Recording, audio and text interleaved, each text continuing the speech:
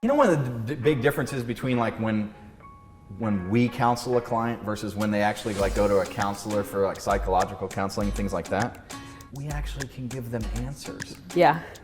Yeah. I mean, it's like we know, like, no, you don't have to worry about that.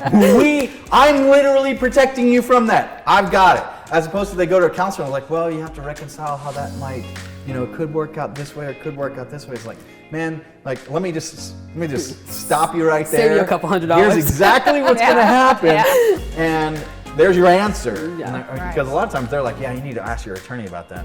And, like we're the area that puts the title of counselor in attorney and counselor at law. Mm-hmm. We're not per se giving them psychological counseling, right, but we sure are helping them to get from where they are now to where it is that they want to be. And there is a huge amount of emotions that are in that. 1, 2, 3, go. Jennifer Hardy, RR. Believe it or not, welcome to the Lawyer Dana Show, the Lawyer Dana podcast. Wow, we have a lot to talk about. And we're going to do it right after this. Welcome to the Lawyer Dana podcast. We are here with Veronica, and you probably did some part of the introduction, so I'll let you introduce her. Yeah, so Veronica is our new paralegal with the Palmer Law Group. We're very excited to have her. Yeah, right. Yes. Yes. And so, you've been with us about, what, 2.5 years? I mean, years? Months? That's okay. 2.5 months now. So tell us a little about you. Well, I've been doing family law since 2014. Started off as a file clerk, worked my way into legal assistant, and then became a paralegal. I'm currently going to school to pre-law to become a lawyer. Awesome. Yeah. Mm-hmm. That's real awesome. So, what were you saying that your advisor would?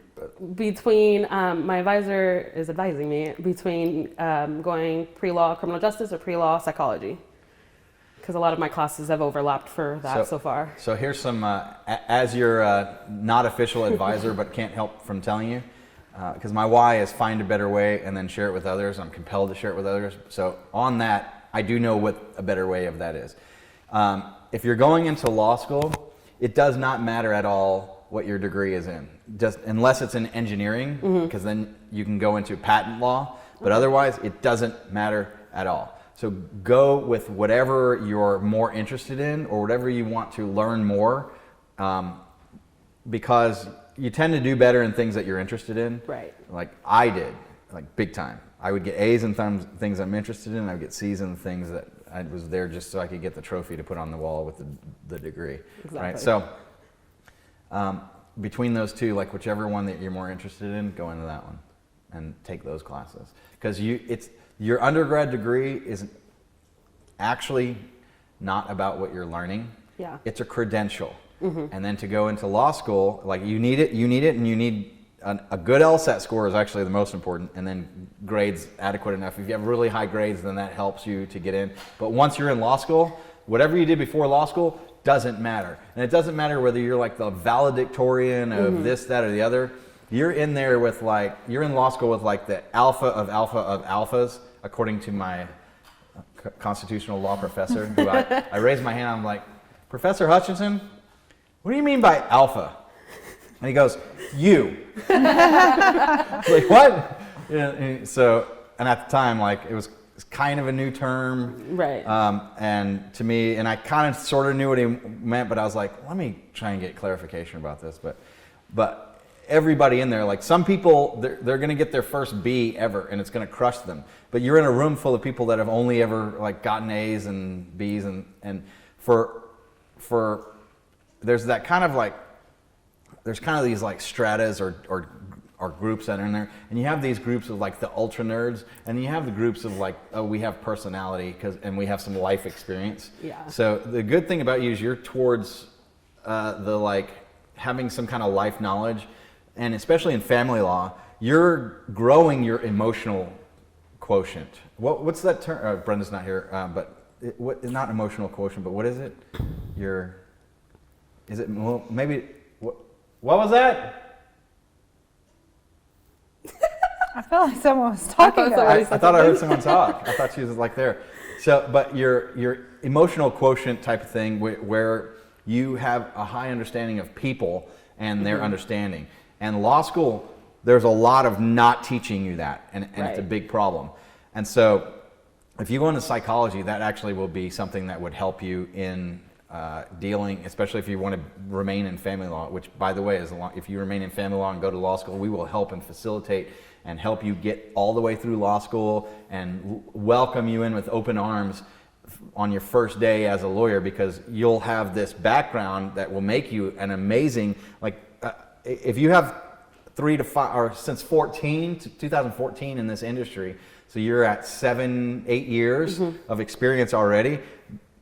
For you, your law license is only a credential. Right. You probably are competent to close to competent to be able to be an attorney, but you just can't give legal advice, and you shouldn't. And there are things that we will be training you more on how to do. But like, you've already seen pleadings, you've already seen client handling, client management, mediations, depositions, trials. Yep. Yeah. Exactly. And something that a conversation we recently had was, are you thinking about getting board certified as a paralegal?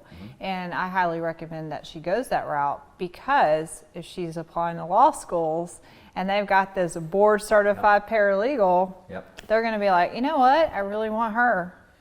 And come to the events when we have meet and greets and things with judges. Come meet the judges, because paralegals from our firm, I want your letters of recommendation to be like judge, judge, judge, judge, judge. Yeah. Right? And those are great. And we're going to send in way more recommendations than are necessary.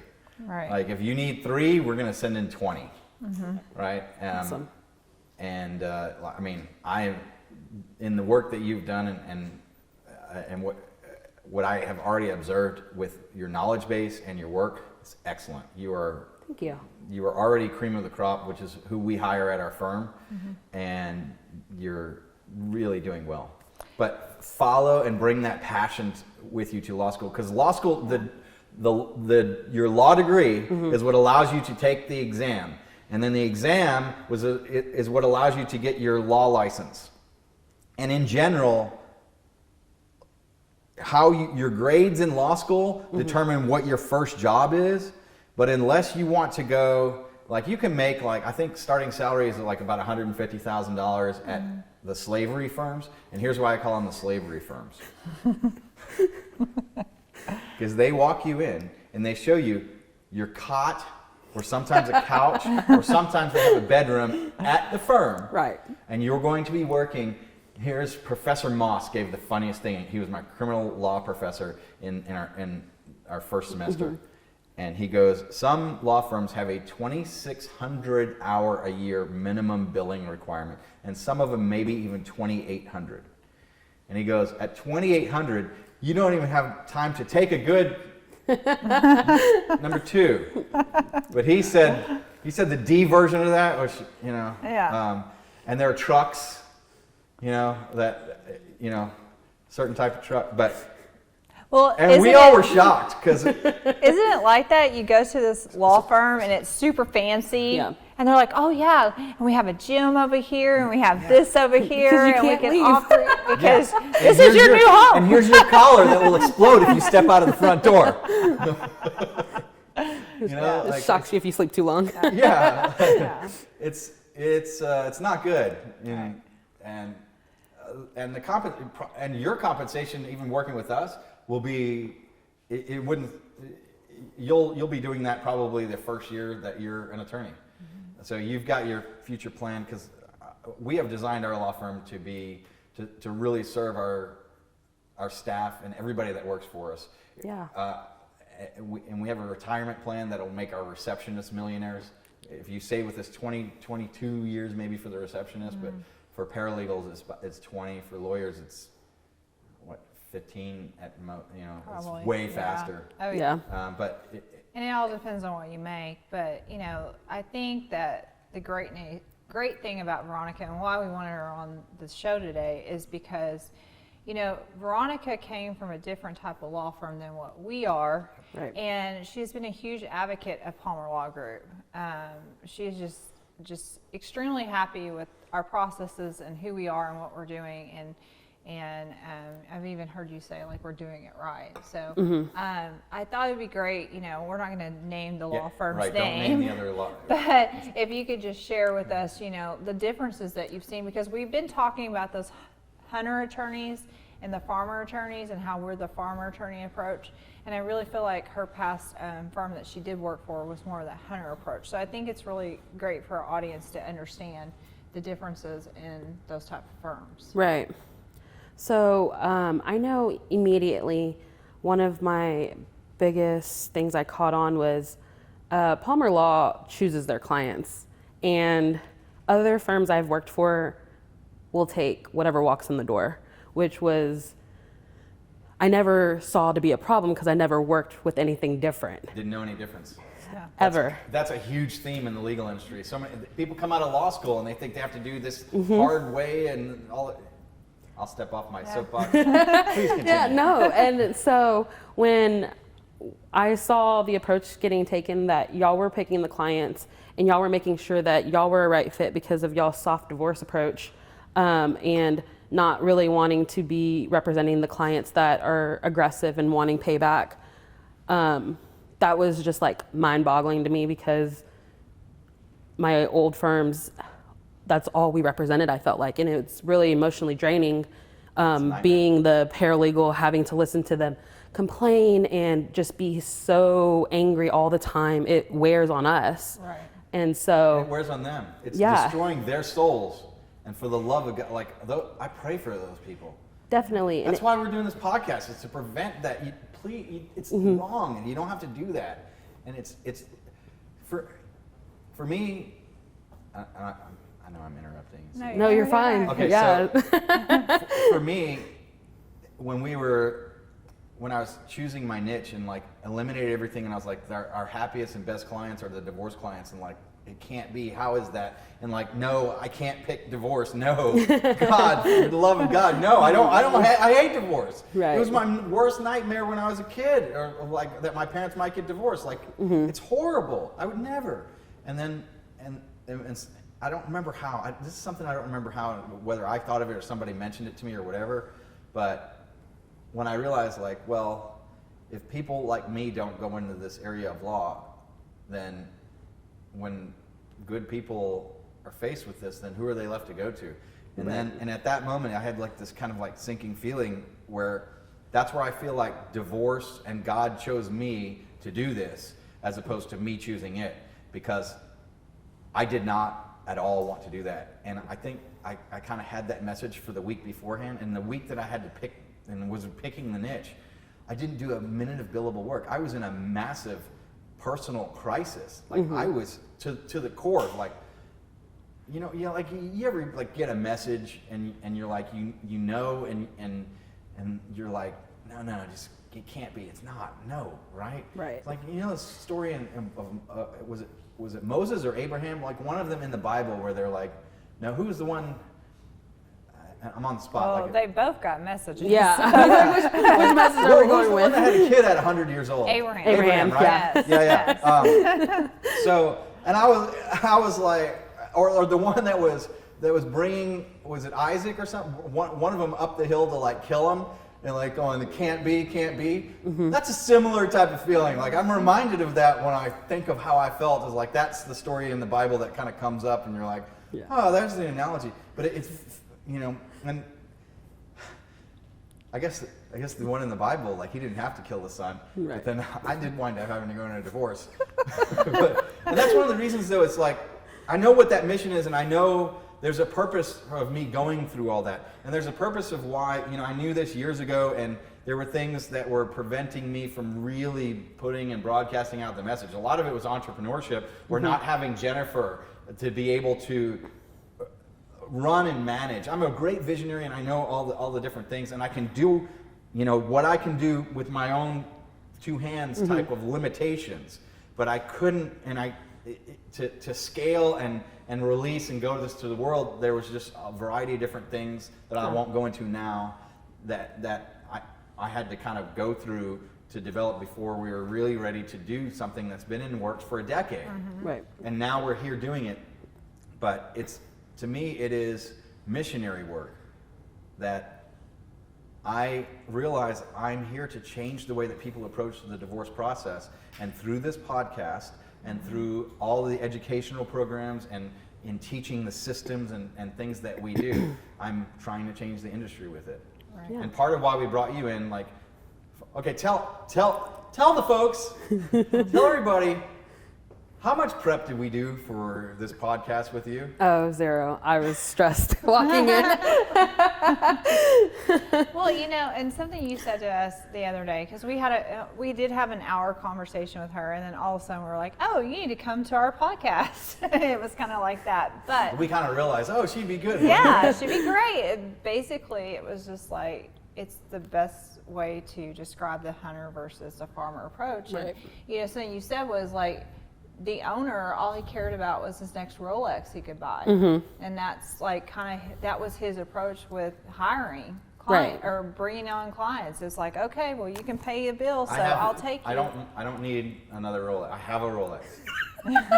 I got a really good deal on a secondhand Rolex, and like we have another Rolex that was paid to us by a client, and that's Summer's Rolex. And otherwise, like, we're done, and we still like kind of consider selling them. But I was like, I don't know. It's kind of like I like the blue and silver. It came with a blue face. I was like, it kind of like that's kind of cool. That's kind of, and it's our color scheme for the law firm. So tell us a little more about that firm, just like their approach to things. Well, instead, not necessarily that firm, but tell us. Let's make it more generalized so that we Yeah. don't, we're not talking particularly bad about a firm. Right. Just tell us what you've seen and what your perceptions are, and like just talk about the concepts of how things you've seen before versus how we're different. So I feel like the firms I've worked for previously also like to recreate the wheel, and y'all have made things very simple in all aspects of the process. From literally Dana's consultations all the way through paralegals and attorneys starting to work on the case, the way that the team communicates. I feel like other firms, we didn't communicate that well up the line. So there was always a disconnect between attorney or paralegal unless y'all just perfectly vibed, unless it was a perfect connection. But getting thrown to a different attorney that you weren't necessarily assigned to, that was like lighting a church on fire. It was awful all the time. There was never a perfect system. Like, y'all use programs that help simplify that, like the mind maps and y'all's Google Drive, and like just the way that any paralegal or any attorney, if it's set up correctly, can go and work the case. And Dana's mentioned that before. You can't always do that at the firms that I've worked for. If you didn't know the case or didn't know the client, then you were lost. Right. So I don't like that work. It seems to me under the other way, like you lose the work, and then it's too isolated in the person. And if the system's better, and then it not And only they're probably overcharging clients too. So if they lose an attorney, the attorney has to go in there and figure out, well, what's going on with this case. Yeah. They have no clue. We They're can having to literally call pick the up right client, there. and they're going Right. to have to, like, bill the client for that, and overcharging when they shouldn't be, because I'm sure they are. And in our system and way we have it, like, anybody can walk in and know specifically what's going on with that case. I am not an attorney. I am not a paralegal, but I can pull up a mind map on a client, and I know specifically where we're at with that case. And so it's that was a huge Yeah, difference, that's huge huge. difference. Especially coming in brand new, I knew there was going to be a little I thought there was going to be a little disconnect between me and the clients and the attorneys that I was assigned to, but there wasn't. It wasn't there. So I was able to look at client notes, look at this and that we had set up, and talk with the attorney and already know where I needed to go and what I needed to do. So it made my transition 1,000 times easier. and the clients get to look at that too. Did you have you ever seen an attorney that shared their case notes with their clients live? No, there was a different section in a different folder, and that was to never go to the client. Yeah. At all the firms I've ever worked with. Clients can never see that. Yeah, I don't get that. You could Yeah. get fired if a client saw case Yeah. notes. And so the way our get that at system all. is put together is Yeah. our clients have access to their case 24 hours, 7 days a week. 100% transparency, which Yeah, is a game yeah. changer in the relationship between clients and attorneys and the paralegals. And what happens with that? What happens with that? Think about your old firm, because I remember when we talked in the interview process and you would tell me about, I was like, tell me about, how you deal with upset clients and things like that. And you were describing one client that calls you every single day. Right. Okay. So with us, do you experience that with Palmer Law Group? No. Because they know what's going on. They can see what's happening. And if they are calling consecutively, it's for their own anxious mind going on Right. their personal life. It's Right. not because they're not in the loop on what we're doing. But and so our system takes care of so much of that, but then when we have those people that are at that point, well, we know really what needs to be done, and they need that like working through it. And we're really the only ones that can do it. One of the big differences between like when we counsel a client versus when they actually like go to a counselor for like psychological counseling, things like that, we actually can give them answers. Yeah. Yeah. It's like we know, like, no, you don't have to worry about that. I'm literally protecting you from that. I've got it. As opposed to they go to a counselor and like, well, you have to reconcile how that might, it could work out this way or it could work out this way. It's like, man, like, let me just stop you right there. Save you a couple $100. Here's exactly what's going to happen. Yeah. And there's your answer. Yeah. Right. Because a lot of times they're like, yeah, you need to ask your attorney about that. And, like we're the area that puts the title of counselor and attorney and counselor at law. We're not per se giving them psychological counseling, Right. but we sure are helping them to get from where they are now to where it is that they want to be. And there is a huge amount of emotions that are in that. When we hire, we are looking for people that not only have, in fact, the skill as an attorney is like this important. Right. Emotional intelligence quotient is this important. It's about how they can relate and handle and understand the actual situations and things that are going on, and how you can have to understand the emotional states of everyone that's involved as you're doing a negotiation. This is where the vast majority of the magic is. And if you have somebody that is like very strictly legal, like, oh, this, that, and that probably wouldn't be somebody that I would be looking for us to hire, unless we simply isolate them and say, all right, whenever we have a strictly legal tactical issue on any case, out of the, like we have 10 attorneys Right. that are all working, and you're going to go to their 10% of any of their cases may have a question here, something, and like we're going to go to you as that tactician for that type of thing, then maybe we would do that. But we generally don't even need that type of thing, and that's something that we can all like, look at. That most of what family law is like, and this is something, if you're going to go to law school too, here's what we're not supposed to tell you. It's easy.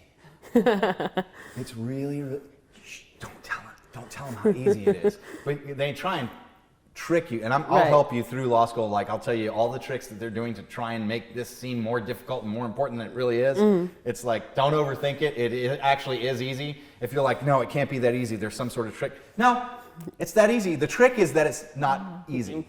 Yeah, Right. they're trying to trick you that this is difficult. Now, it's like eating an elephant, but no single bite is difficult, Right. right? It's just a lot. Right. And it's the 3-year hazing that you get through, and then you get your credential, and then on day one when you get your law license, unless we'll be working with you for years and have trained all this stuff into you. But if we hadn't, then the mindset that you would need coming out of law school is, I don't know why you would hire me. I don't know anything about how to actually practice law. I went through law school and they taught me stuff, but I don't feel like I could be useful at all or do anything. And that's where I go, you're perfect. No bad habits. Like, that's what I want. I saw this resume of this kid coming out of law school and goes, extensive knowledge in this. And I was like may as well have the reject, And I actually wrote an email to the guy. I go, look, here's why you are not hireable and why you're getting your resume rejected by almost every law firm I know that's out there will reject you for this one thing. If you just got out of law school, you don't have extensive knowledge in anything. Right. You need to say, I don't know why you would hire me. I was interested in this, and I studied it a lot in law school, but I don't feel like I learned enough to be useful or have any marketable or actual skills.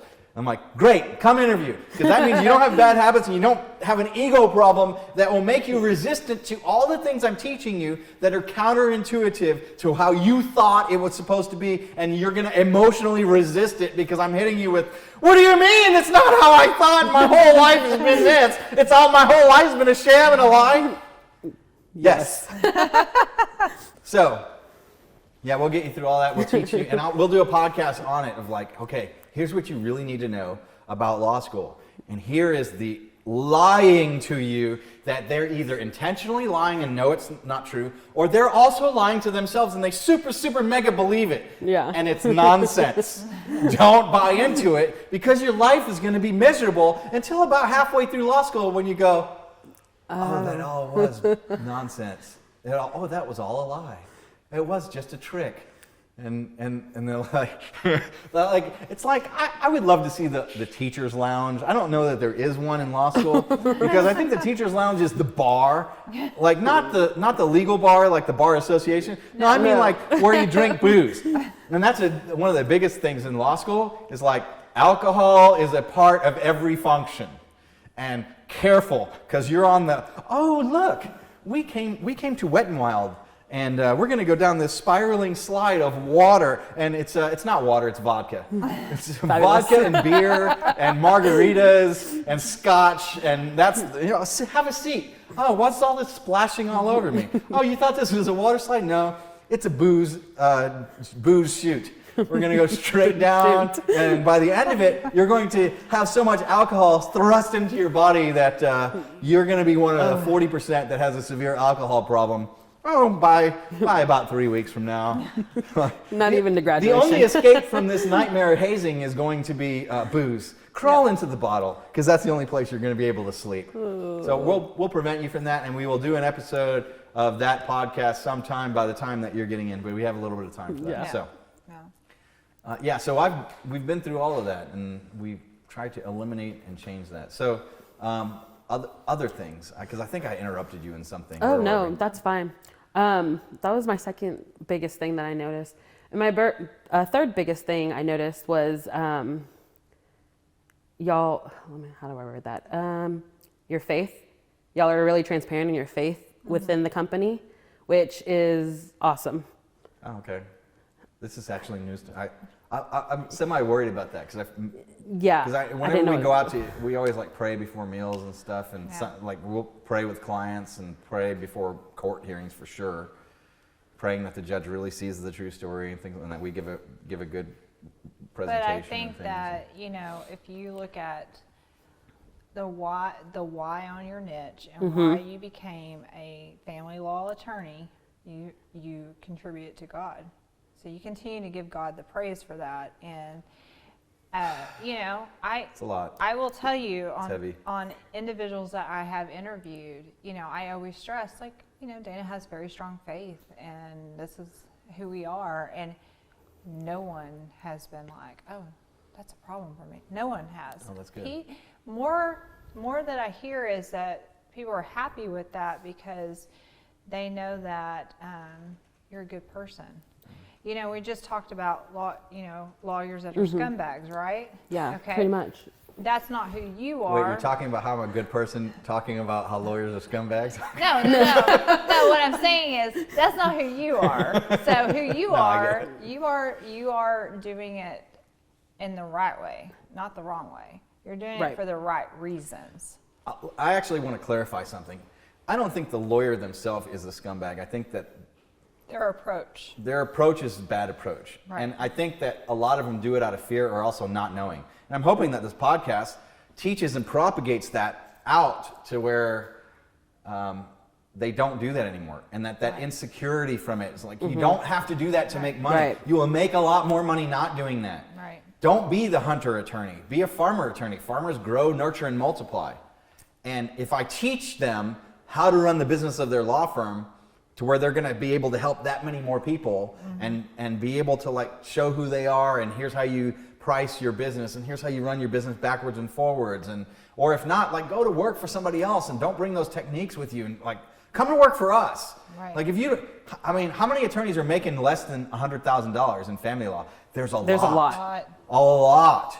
And like, you come to work for us, like, you don't have to work that much to make the $100,000. Like, your life is going to be Right. super pleasant, and your clients are going to be screened out. And I don't know, like, I guess there's going to be like, I guess I can't be 100% successful, because there are clients that just won't be able to deal with attorneys like us, and like, they have to learn the hard way. And some people are just bad people, and maybe there's attorneys that I don't know who those attorneys are that they should go to. I don't know how God is going to find that mission with them. Right. Like, I want my mission to like reduce that from 40% to 5% of people, Right. you know, or something, and then like leave it to God to figure out how to get to that last 5, like, you know, 80% success in my mission is like good enough for me, or you know, whatever, how good we can Right. be. I don't know how the people that really want revenge, I don't know what their solution is. I don't know what it is that they need. And sometimes if I have hints of what that solution might be is, well, I know this.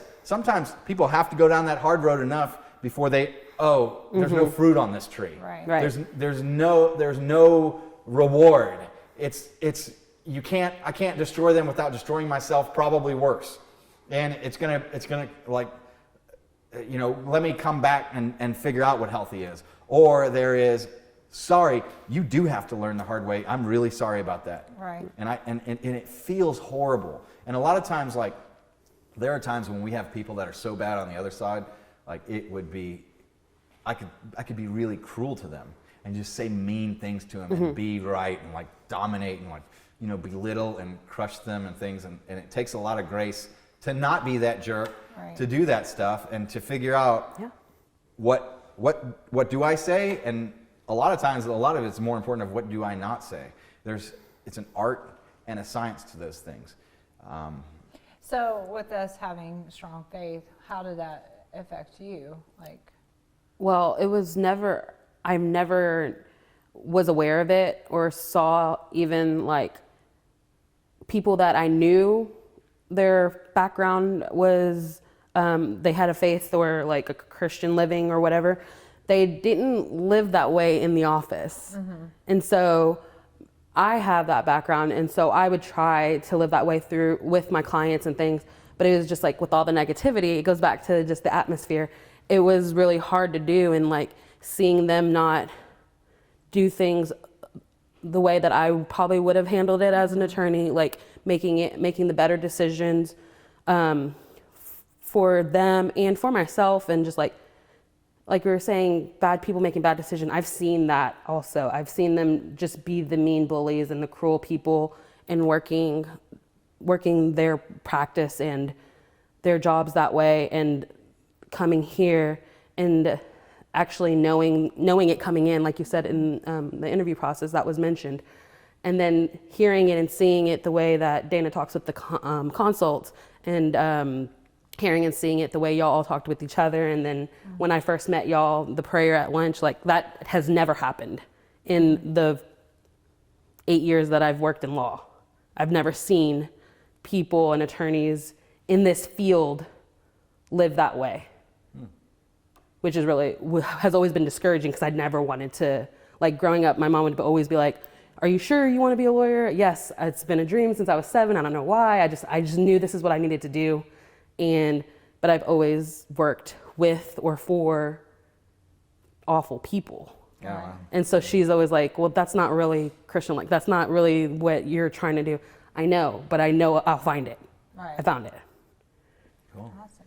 That's awesome. The introvert in me, I don't seem like an, but What? whenever, like An people introvert? talking about me, I'm so uncomfortable to hear like good thing, you know, like.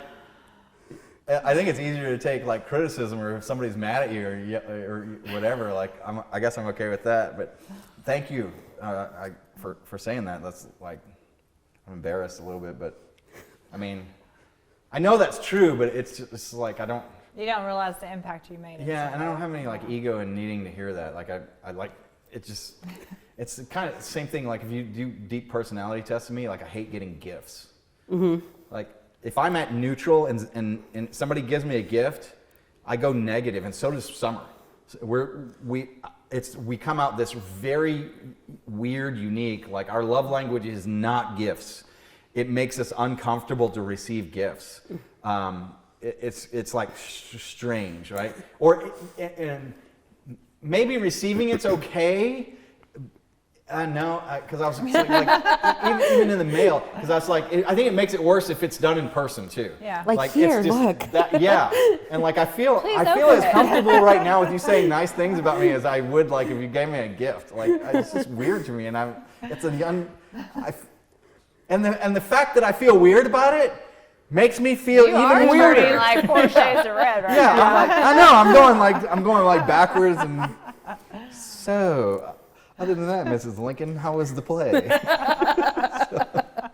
Okay. So enough about me. Right. Why don't you tell me what you think about me?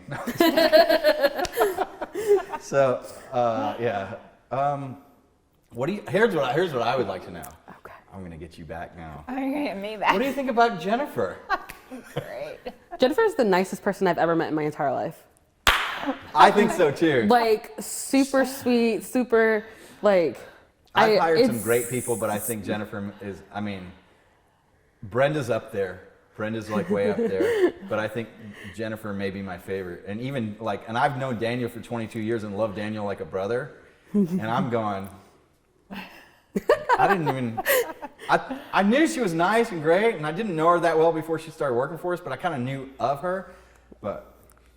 I've never like she. Yeah, I'm during just so happy during to all get my to phone work calls her. with her, I was like, oh man, this lady's really nice. And then like actually meeting her and like the behind the scenes talks, actually working here now, I'm like, oh, that's just her. She wasn't faking it. And then, All my phone calls were authentic. I loved every part of it. nice. Good. She's really good at her job, Yeah, she is. and I mean, and that's that with her as that piece. Like I now feel like the Palmer Law Group. She enables me to be the CEO of the law firm and really only come in when I'm really needed. And they it helped break the firm's addiction to me of like wanting to check on this, wanting to check, and me telling this over and over.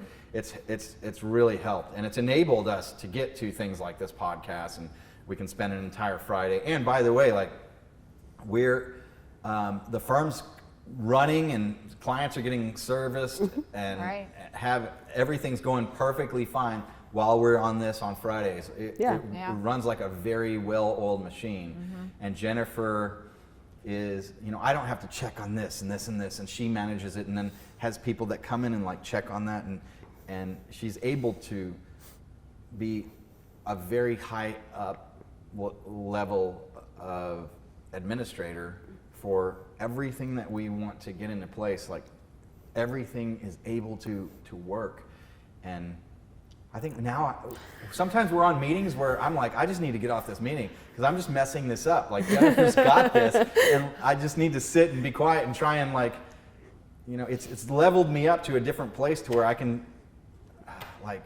You can work on other things. Yeah, I can work on other things. Yeah. And I was going to say relax and, Yeah. and Yeah. enjoy and be in the things that I'm really good at and not have to do a lot of the things that I'm just wasn't good at but having to do because I Well, didn't have Jennifer. It's awesome because you have so much passion for so many different things, and you had all these ideas for so many different projects. You need to just do the projects, but Yeah. you've never been able to do that because you've always been kind of stuck in the firm. And Yeah. so my job was to come in here, identify how to fix that, and pull you out as much as I can. Like, I look at it like, we had a client yesterday wanting to speak to you, and then I'm looking at it like, well, we have a managing attorney. Managing Right. attorney needs to handle that situation first Yeah. before it goes to you. And quite honestly, Yeah. all I would have just been a messenger at that, like knowing what's Yeah. going. Like Yeah. it was. I mean, I'm glad to know, and I'm glad to see and know that it's handled, so I can. It gives me that reassurance and that much greater faith. But it was also better client service the way that Jennifer was like, let's do it like this and this way for this type of thing, and make sure that we do it this way, and this is how we do it. Right.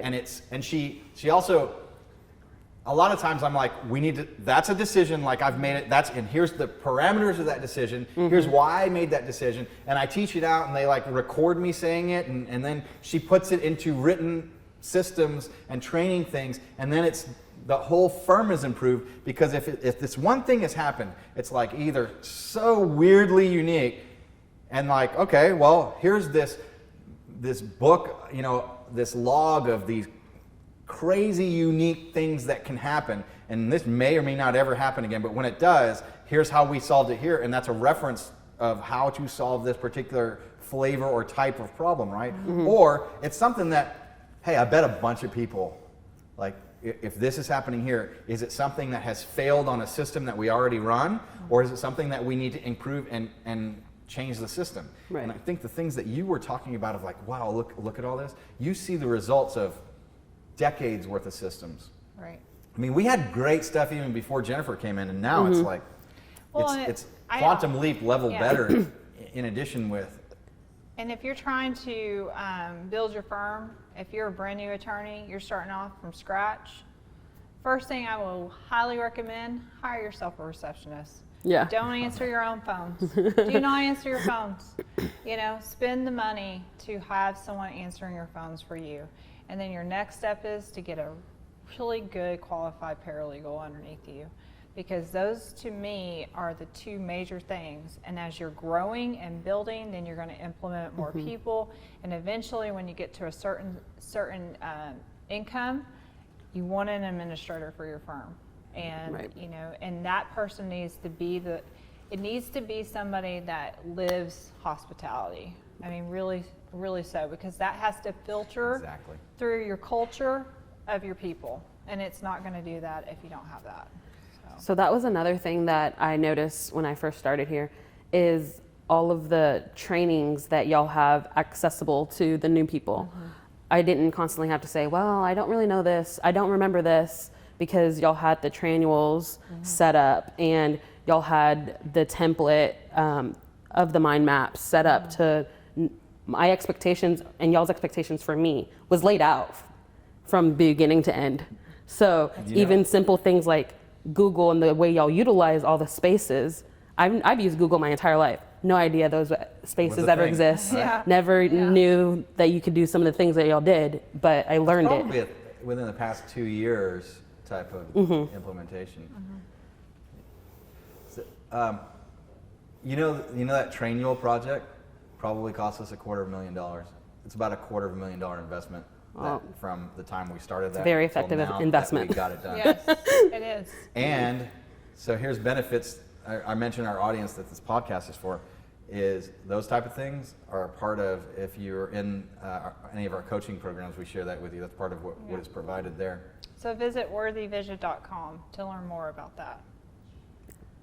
Always have a worthy vision. Yeah. How are we on time? 5 minutes left. So with that, all right, let's give a really good last 5 minutes of something awesome. I kind of want to have her on another episode. I know. You got one? Tell us the funniest thing that you've experienced in our firm so far. Oh man, funniest. There's got to be something. I mean, you work with my husband. Yeah.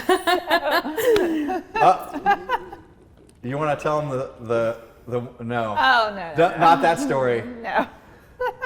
The story of why Daniel was slightly later to mediation than we expected him to be. Yeah, we're gonna say that for another time. We'll save that one for another time. Man, I've had good times just in chats and on video calls with everybody. I can't pin one. Think of one. You don't have to pick the best. Just think of one. I was thinking a good story. Okay, then you didn't. Yeah. You didn't have a 5 minute. We'll go on to something I else. will and then tell you something what on. another paralegal told me, that she loves when they do like a meeting with Daniel, and Daniel's on screen.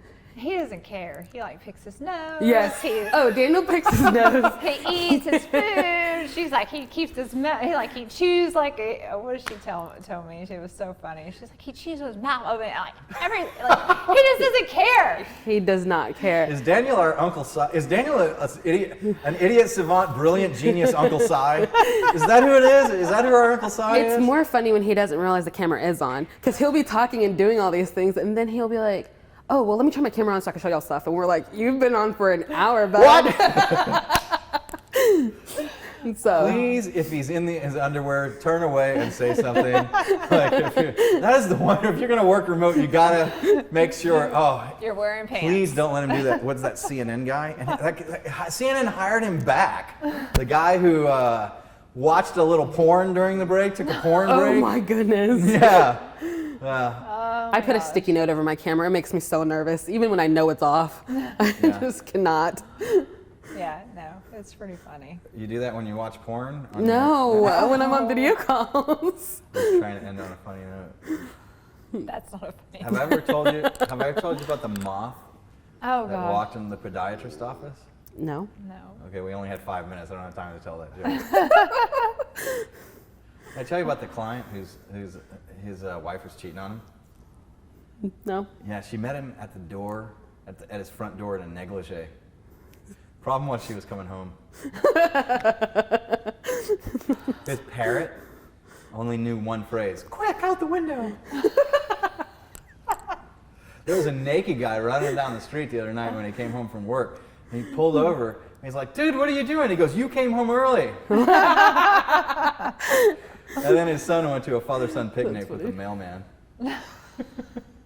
All right, so with those Rodney Dangerfield jokes, we will end episode, what are we on, 6? Yes. And we will see you in episode 7 of the Lawyer Dana podcast. Like us Like and subscribe, and give us a thumbs up. especially Jennifer. Especially Jennifer. Welcome to the Lawyer Dana podcast.